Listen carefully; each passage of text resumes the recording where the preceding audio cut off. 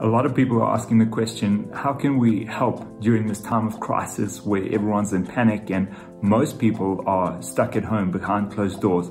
Well, the good news is there's a couple of practical things that you can do to help. The first one is, of course, to pray for those who are on the front line, to pray for the decision makers in our country, and to keep praying that God would move in power. The second thing that we can do is be generous people. And we took a moment to catch up with the Urban Life lead team, as well as Michelle from our nonprofit organization Botshabelo, to find out what is one of the best ways that we can be part of the solution during this time. Check this out. So Amy and I are here with Greg and Andy, who lead the family of Urban Life churches, along with Donnie and Darlene from Urban Life Thatchfield, and also Michelle from Botshabelo. And just in the context of our current situation, there's so much need all around. People are in panic. So Craig, give us some wisdom there. Tell us, how do you pick where to help? What's the best way to help when there's so much need around?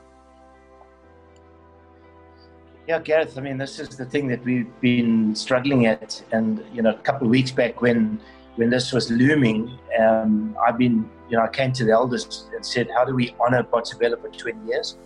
But then also with them starting the relief fund, how do we partner with those that we've already got established relationships with, 20 years, Botshabelo?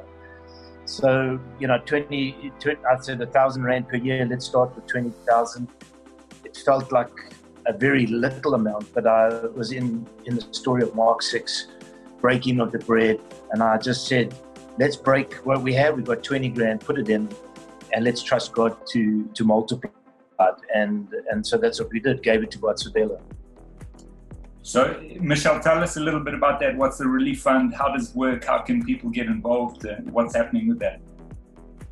Awesome. So, just as the coronavirus crisis was starting to hit South Africa, we realized that we wanted to be able to respond because we have lots of people on our doorstep who need help. And so we decided to launch a Covid-19 relief fund. So that is a fund that's going to help us help other people. We know we can't do everything, but we really want to try and help as many people as we can. And so I put this idea to the elders of Urban Life, and that's when we got back in the 20 grand, and just that thing of trusting that this 20 grand would open the floodgates to the fund, and believe God has done that. But so basically what it is it's a fund that we can use as an organization to bring relief and help to people.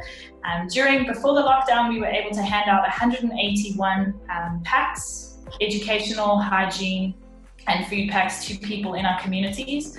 But during the lockdown, our strategy is to send e-wallet vouchers to people so that they can go withdraw that money from the ATM and shop and take it home to their family.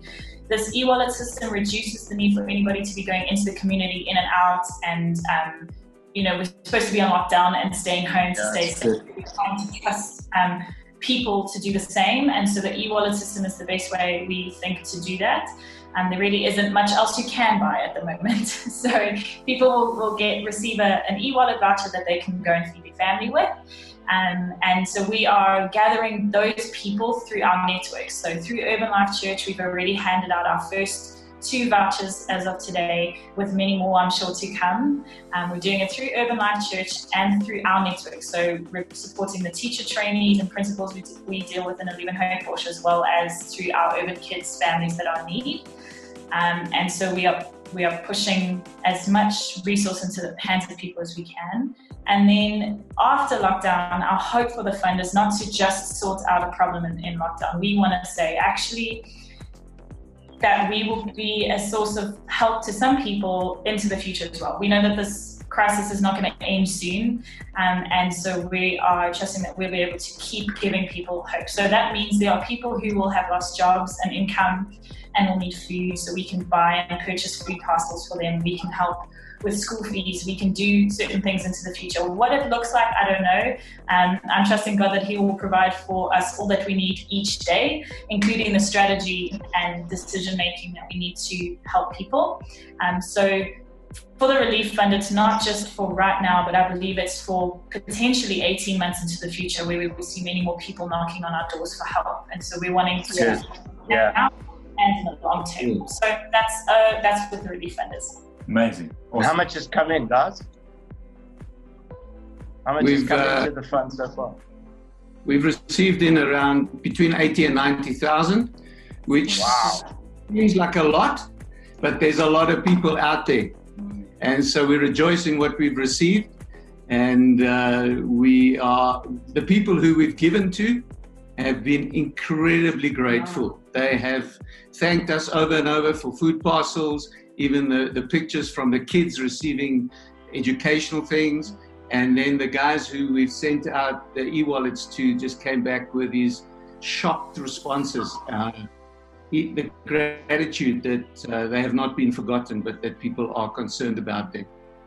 Amazing, amazing. Andy? I just got news. Yeah, go ahead, Michelle. I just got news. We're up to 95,000 rand. Come on. Amazing. Wow. Wow, Awesome. that is amazing. Trusting the floodgates are going to open. Andy, before we wrap up, tell us a little bit about how you see this playing out and how people can get involved, what the impact's going to be, what's stirring in your heart as we forge ahead in this direction. Man, there's so much. I think because we're dealing with people on the borderline of poverty all the time, my heart literally bleeds for them. I think what we can do in our little lockdown spaces, yes, we can donate, without a doubt, donate money into that fund. It is going to be important. The other thing that we could do is we could, as almost those of you who have stockpiles and et cetera, you can collect your recycle. Don't give it to the recycle man. Give it to Botshabelo after the lockdown, because we could use that recycled material into the schools to be recycled again as education. Toilet paper rolls, all those toilet papers all that toilet paper that you bought, keep the rolls. It's like gold for them down in our poorer communities. You can do cereal boxes. You can do your milk cartons, the things that you'd normally throw away. That is what our ladies use to as educational material. So I think we can do something really, really practical. Give them money and also collect your recyclables and bring them to us. We'll use them. And pray. Perhaps another thing we can be doing in this lockdown period is to actually buy a few things extra in terms of food, your staples, your rice, oil, those kinds of things, and just stockpile them for after lockdown, and you can actually bring them to Great idea. lockdown, and then we can use those to hand out into others. And one last thing you can always do while you've got the time is clean your cupboard and clean out your house and stockpile it in your garage and bring it over to our second-hand shop, because that is one way that we can serve our community, in that it brings income for our home, but also it will feed many other mouths, because women buy from us in bulk and sell in their own communities. And so this could be the start. If you bring your stuff, we can actually put more stock into the hands of people in communities after the lockdown. Brilliant. Amazing. Well, it's encouraging. We're excited for what's to come, and it's really great to know that even though we're behind closed doors in lockdown, we can still go and make a difference in the community. So well done, Urban Life Church. Well done, Botshabelo.